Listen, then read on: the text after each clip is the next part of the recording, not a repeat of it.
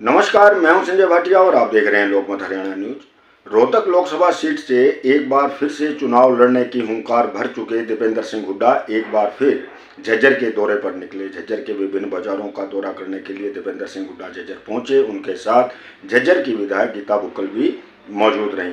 इससे पहले भी दीपेंद्र सिंह हुड्डा ने झज्जर के कुछ बाजारों का दौरा किया था। यह दौरा बड़ा कामयाब रहा था। व्यक्तिगत रूप से दीपेंद्र सिंह हुड्डा जिस प्रकार से दुकानदारों से मिल रहे हैं, अपनी बात दुकानदारों के सामने रख रहे हैं और दुकानदारों की भी सुन रहे हैं, इससे कांग्रेस की बहुत मजबूती मिल रही है। दीपेंद्र सिंह हुड्डा के ग्राफ में बढ़ोतरी हुई है। तो आज जो ये दौरा हुआ है, तो आइए देखते हैं किस प्रकार से दीपेंद्र सिंह हुड्डा दुकानदारों पर जा रहे हैं, स्वयं जा रहे हैं और दुकानदारों से मिल रहे हैं। देखिए, पिछले चंद महीनों से पूरी कांग्रेस पार्टी पूरे प्रदेश के अंदर ये घर घर कांग्रेस अभियान को लेकर चल रही है, जिसके माध्यम से प्रदेश के सभी मतदाताओं तक पहुंचकर हम जो मौजूदा सरकार रही है, तो इस सरकार में जो हरियाणा विकास के लिए जाना जाता था, तो विकास की पटरी से उतरा है। आज बेरोजगारी में देश में नंबर 1 है, अपराध में आज हरियाणा देश में आगे पहुँच गया, आज नशे में हरियाणा आगे पहुँच गया और कोई परियोजना विकास कार्य हुए नहीं। शहरों की आज जिस तरह से दुर्दशा की स्थिति देखने को मिल रही है, तो ऐसी स्थिति बनी है प्रदेश में। और उस बात को लेकर और कांग्रेस की जो हमारी सोच है कि हरियाणा में कांग्रेस की सरकार बनेगी, तो दोबारा से हरियाणा विकास और खुशहाली के रास्ते पर लौटे। देश में दोबारा एक हरियाणा का नाम एक ऐसे प्रदेश के रूप में आए जहाँ रोजगार सर्जन में हरियाणा नंबर 1 हो, खुशहाली में हरियाणा नंबर 1 हो, सबके मान सम्मान में देश में हरियाणा जाना जाए। क्योंकि ये सरकार, वर्तमान सरकार, ये एक अहंकार के प्रतीक में भी भारतीय जनता पार्टी में इस तरह की कार्यशैली रही है। लोगों की सुनवाई नहीं हो रही, तो इन सब बातों को लेकर जो है हम जा रहे हैं लोगों तक। लोगों का अच्छा रिस्पॉन्स और लोगों का अच्छा आशीर्वाद मिल रहा है। बीजेपी कह रही है कि बदलाने का काम कर रहे हैं डोर टू डोर से, लेकिन जनता आपसे मत चुकी है। देखिए, बीजेपी तो क्या, अब बीजेपी में देखो, अखबारों में सारे इश्तिहार बीजेपी के, सारे अखबार बीजेपी के, और आप लोग तो चलो अच्छे टीवी चैनल हैं, लेकिन सारे टीवी चैनल बीजेपी के। तो हमसे डोर टू डोर भी करने का अधिकार तो बीजेपी ना छीने, कम से कम ये अधिकार तो हमारे पास रहे, ताकि कल ये तीनों मध्य में पहुंचने का अधिकार, तो मैं समझता हूँ ये तो कम से कम हमारा अधिकार है और हम लोग कर रहे हैं मेहनत लोगों तक पहुँचने की कोशिश। कल ये तीनों चुनाव के लिए पहले भी जारी कर दी है कांग्रेस ने, हरियाणा का भी तक नाम सामने है। हरियाणा का भी चर्चा जो है मैं समझता हूँ कि दो चार दिन में हरियाणा की भी जो लिस्ट है वो उसके ऊपर चर्चा जारी रहेगी और हरियाणा के भी नाम सही समय पर कांग्रेस पार्टी करेगी। भाजपा के प्रदेश अध्यक्ष नायब सैनी वो कह रहे हैं कि 10 की 10 लोकसभा सीटें जीतेंगे और विधानसभा में 75 बार का नारा की बार फिर दिया। तो पिछली बार भी नारा दिया था 75 बार का, लेकिन वो बात तो नारे से तो नहीं होती। ये 75 बार का नारा दे रहे हैं, हम नारा दे रहे हैं बुढ़ापा पेंशन 6000, ये कह रहे हैं हमारी सीटें 275 पार, हम कह रहे हैं कांग्रेस की सरकार देगी बुढ़ापा पेंशन 6000। हम जनता के लिए नारे दे रहे हैं, 300 यूनिट बिजली फ्री, हम ये जनता के लिए नारे दे रहे हैं। ये अपने लिए नारे दे रहे हैं कि हमें दो, कब तक दें, आप भी जनता को कुछ दो। ये बीजेपी के राष्ट्रीय सचिव है और अरविंद शर्मा है, ये लगातार ये कह रहे हैं कि केएमपी अधूरा छोड़ के चले गए थे, केएमपी अधूरा छोड़ के चले गए थे और 4 दीवारी है जो हमने ही काम कराया है, हमने ही सबसे ज़्यादा विकास कार्य कराए। सबको पता है जी, ये इस क्षेत्रवासी इलाकेवासी की दिल और आत्मा सब जानते हैं कि इस क्षेत्र में, इस इलाके में काम कब हुआ, विकास कब हुआ। अपनी सरकार आई तो विकास की बड़ी बड़ी परियोजनाएँ आई और जो है मूलभूत हमारे इलाके के अंदर विकास सही मायने में तब हो पाया। दिल्ली के हम नज़दीक हैं, लेकिन उस अनुरूप विकास नहीं हो पाया था। और ये मैं ये कहूँगा, जो लोग आज ये कहते हैं उन्हीं लोगों ने 10 साल तक यही आरोप रखा जो पूर्ववर्ती हुड्डा सरकार थी कि आप काम रोहतक लोकसभा क्षेत्र में ज़्यादा करें। ये उनका आरोप होता है, जबकि काम पूरे हरियाणा में हो रहा था, लेकिन दिल्ली के नज़दीक ये लोकसभा क्षेत्र लगता है। जैसे एक तरफ दिल्ली में नोएडा है, एक दूसरी जगह गुड़गांव है, तो यहाँ भी विकास के कतार में ये हमारा क्षेत्र भी आगे दिल्ली की नज़दीकी का लाभ मिले, उस रूप से पहली बार काम हुआ जो हमारी सरकार थी हरियाणा में।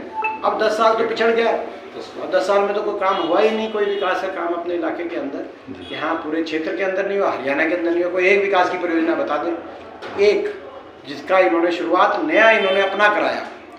ये तो जो है अपना, अब ये तो ये आरोप लगा सकते हैं कि रेल की लाइन इनकी बन गई थी, मेट्रो बन गई थी, थर्मल कारखाने बन गए थे, एम्स बन गया था, लेकिन भाई ये कोई एक ऐसी परियोजना भी थी जो काम चल रहा था, लेकिन हमारे आने के बाद हमने काम पूरा करा के फीता काट दिया। ये तो कह सकते हैं कि कुछ काम उनके समय हो गए थे, कुछ चल रहे थे जिनको अब 10 साल, लेकिन ये एक ऐसा उदाहरण बताएं कि जो नया विकास की परियोजना इस गवर्नमेंट में उन्होंने मंजूर कराई हो, उस पर काम शुरू कराया और 10 साल में ख़त्म कराया हो। कोई ऐसा भी दिखाएं, कोई थर्मल का कारखाना दिखाएं, कोई मेट्रो दिखाएं, रेल की लाइन दिखाएं, कोई जो है कोई दिखाएं ताकि हमें पता चले। एक लास्ट सवाल हो रहा है, प्रदेश अध्यक्ष हैं बीजेपी के, वो ये कह रहे हैं कि हमने खर्ची पर्ची बंद की है। देखिए आप आज हरियाणा में सबसे ज़्यादा बेरोजगारी जी के लिए जिम्मेदार कोई है तो ये मौजूदा सरकार जिम्मेदार है। ऐसी स्थिति बना लेते हैं, 5 साल तक कोई जॉब लगाते ही नहीं, सीटी के उलझन में जंजाल में लोग हमारे नौजवान को उलझा के रख दिया जाता है। जो बड़े पद आते हैं उनमें हरियाणा से ज़्यादा हरियाणा के बाहर के नौजवानों को उसमें लिस्ट में नंबर आ जाता है। भर्ती घोटाले एक के बाद एक आते हैं और आखिरी वर्ष में ग्रुप सीडी की निकालते हैं इलेक्शन से जस्ट पहले, और उसमें जो है जब निकालते हैं, अभी ग्रुप डी की आप निकाली है, इनमें से किस क्वालिफिकेशन के बच्चे सेलेक्ट होते हैं, आधे से ज़्यादा छोड़ते हैं, फिर अगले 5 साल के बाद उन्हीं को एडवर्टाइज कर देते हैं।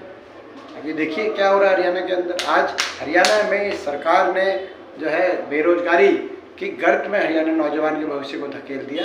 ये प्रदेश तो देश में सबसे विकसित प्रदेश के रूप में आगे बढ़े, ऐसी इसकी संभावना है, लेकिन ऐसा 10 साल का कार्यकाल नहीं दिखा। एक मिनट, जेपी दलाल वो कह रहे हैं कि सबसे ज्यादा किसान हितैषी फैसले और बीजेपी ने लिए।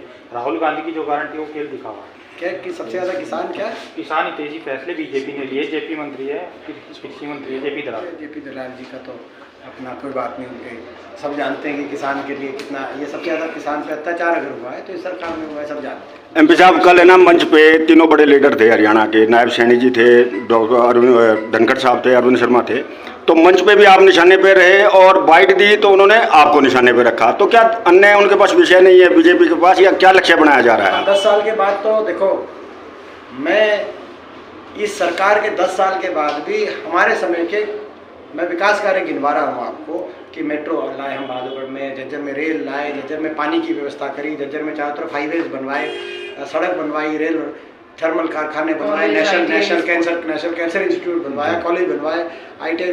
मैं अभी भी अपने काम गिनवा रहा हूँ और ये अपने 10 साल सरकार चलाने के बाद भी मुझको निशाने पे ले रहे हैं।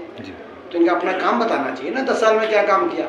मुझको तो निशाने पे ये इसलिए लेते हैं कि इनको पता है कि रोहतक लोकसभा सीट का चुनाव हरियाणा की अगली सरकार का फैसला करेगा, इसीलिए ये निशाने पे लेते हैं। ये अपनी पूर्णतः हर तरीके से शाम दाम ननवेज रच के चक्रव्यूह रच कर ये प्रयासरत रहेंगे। इस बात के लिए हम तैयार हैं, जनता भी तैयार है।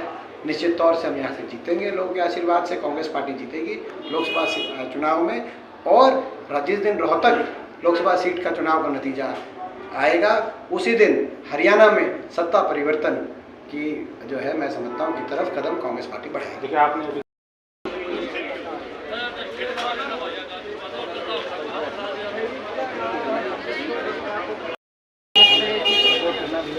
सर आपकी ही सपोर्ट में रहेंगे। यही कोशिश है कि अपनी गवर्नमेंट आ जाएगी तो अपना इलाका दोबारा से आगे चला। देखो 10 साल अपनी गवर्नमेंट रही, अपना इलाका एरिया आगे गया। अब 10 साल में अब विकास कार्य नहीं हो पाए तो हमें अपनी गवर्नमेंट बनानी जरूरी है। पूरा आशीर्वाद चाहिए। नहीं मैम, जैसा कि मैंने आपको बताया है, दीपेंद्र सिंह हुड्डा एक बार फिर से झज्जर शहर का दौरा कर रहे हैं और आप देख रहे हैं कार्यकर्ता जो हैं वो बाहर हैं। दीपेंद्र सिंह हुड्डा स्वयं ही दुकान पर जा रहे हैं। दीपेंद्र सिंह हुड्डा का भी कहना है कि वह व्यक्तिगत रूप से दुकानदारों से मिलना चाह रहे हैं और कार्यकर्ता बिल्कुल उस आदेश की पालना कर रहे हैं। दीपेंद्र सिंह हुड्डा जिस दुकान में जाते हैं कार्यकर्ता बाहर ही खड़े दिखाई दे रहे हैं। तो आप देख सकते हैं संख्या तो काफ़ी है कार्यकर्ताओं की, लेकिन आज के दौरे को भी एक प्रकार से बहुत प्रचारित नहीं किया गया था।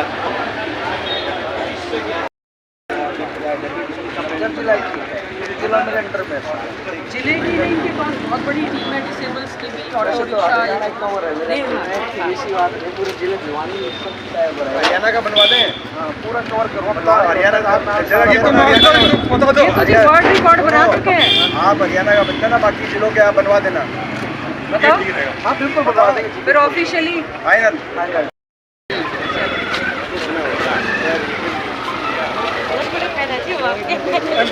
देखो ये कोशिश है, पहले अपनी गवर्नमेंट आई थी तो अपना एक इंडिया आ गया था काम और ये आपने देखा है जो मॉनिटर दोबारा से अपना एरिया आगे चला जाए गवर्नमेंट आ जाएगी तो अपना एरिया अपने बिल्कुल अंकल जी आगे हाँ जी हाँ जी बिल्कुल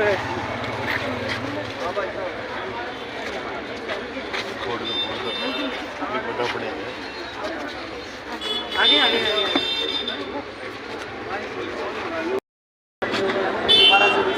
आपका आशीर्वाद चाहिए भी हम थोड़ी देंगे, हम लोग पार्टी के साथ आपके साथ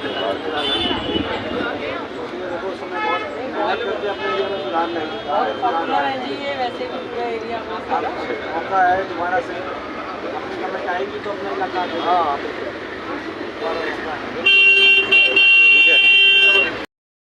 आपको क्या नाम है?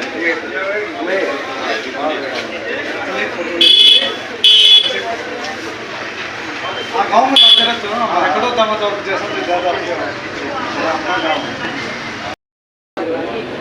कोशिश है कि दोबारा से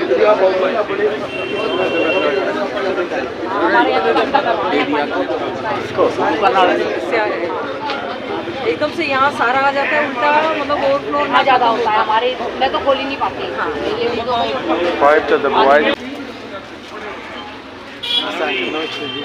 ये डेरा सच्चा सौदा जो है ना, डेरा सच्चा सौदा उनके जो प्रमुख हैं झज्जर में। अच्छा पूरा हाल कर दिया सरकार ने, तो कुछ है मत में। हाँ जी अरे भूखा ही बैठे तो